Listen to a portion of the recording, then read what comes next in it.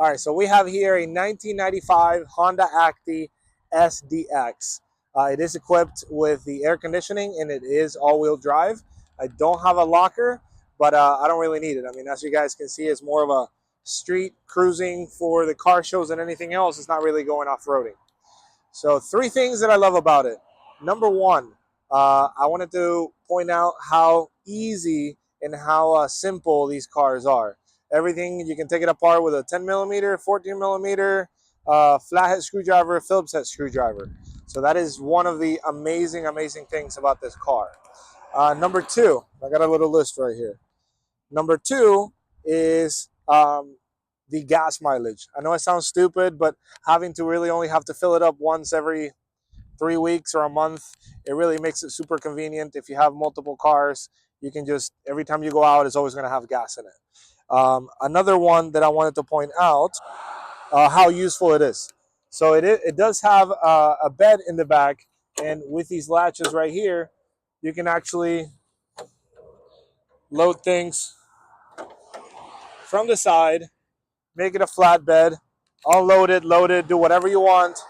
And it does make it super, super convenient, super useful around the house. So I do like that a lot. All right, so here's a couple things that I don't necessarily love about the Honda Acty. Number one, the top speed. These cars are meant to go up anything in Japan. They go up the mountains. They're very low geared ratio. So number one thing would be top speed. I mean, if you get 55 miles an hour, it feels like you're going 180.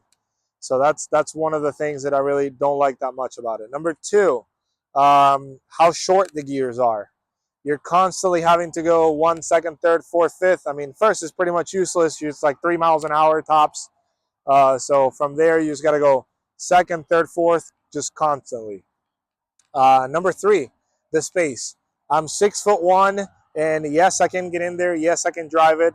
But I would probably say that it is tops a 2-hour drive that I can be in here. I would say that's the most time I can spend inside of it at once, just because of the way your knees are almost hitting the dash, and you don't really have a way of stretching. I know I'm 6'1". I know it's a small car, so I knew what I was getting into. I just kind of wanted to point out to other people that maybe don't have one or are thinking about buying one, that if you are anything over 5'8", 5'9", or have longer legs, then you're probably going to be on the tighter side. Another thing that I wanted to point out is the suspension.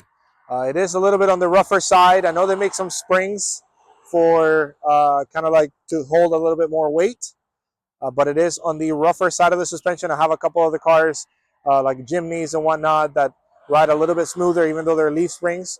So this one is, I would say, on the rougher side of the older imports.